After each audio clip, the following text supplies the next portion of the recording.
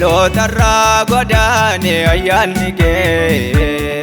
hundumtuu mul'ate qullaansaa fudhatamaa dhabee aarsaan siif dhiyeessu akkasumaan ta'ee jormaansaa godhin qaamaloo jormaa koo lafa duwwaa biqilaan irratti hin argamne na jalaa dinnaan eenyuun na waachisa ormaaddiin garaa waliin barree godhin qaamaloo jormaa koo lafa duwwaa biqilaan irratti hin argamne na jalaa dinnaan eenyuun na waachisa ormaaddiin garaa waliin barree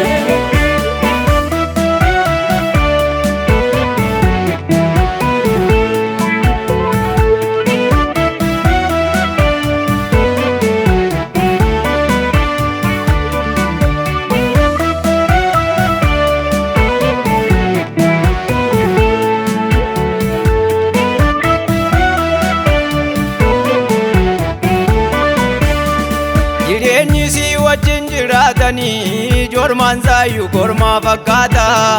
si keessaa bahee jiraannaanii kuufee nyaadhus beelan mul'ata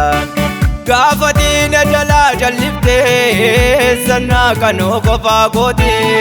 biyya ormaa keessan jiraadha iddoon kunoo dhaala koo miti. Jireenyi si wajjin jiraatanii jorma saayyuu kormaa fakkaata si keessaa bahee jiraannaanii kuufee nyaadhus beelan mul'ata gaafa diina jalaa jalliftee sannaa kanoo qofaa kooti biyya ormaa keessan jiraadha iddoon kunoo dhaala koo miti.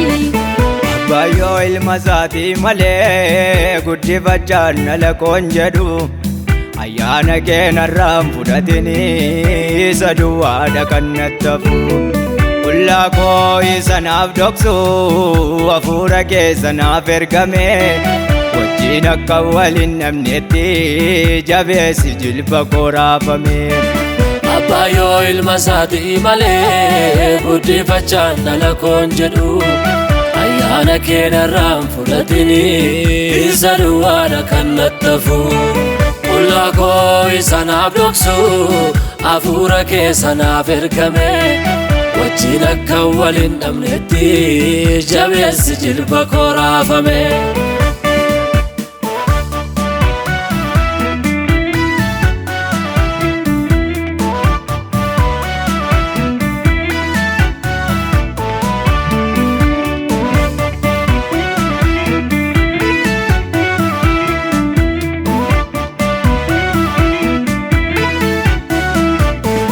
Afaan duwwaadhaan of gowwomsee jira jechuun maal la fayyada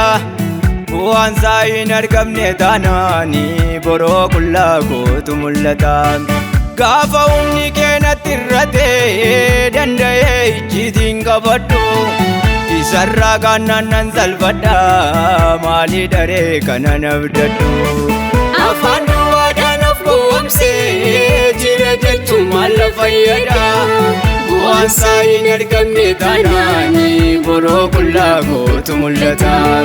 gaafa humni kee natti irratee danda'ee ijjiitiin qabadhu isarraa kaannaan nan salphadha maalii daree kana nabdadhu.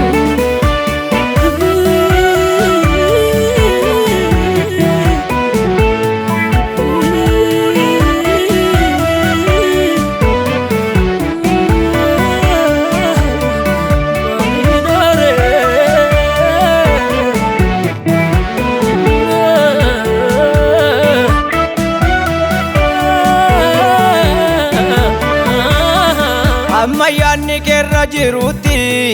namni dubbii dhageessifata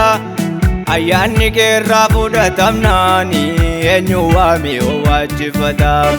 surraa kee narraan fudhatini barandumtuu qullaasaa ta'e ormaaf garba ta'e jiraadhu wajjiniin hin buulu danda'e. Amma yaanni keerra jirutti namni dubbii dhageessifata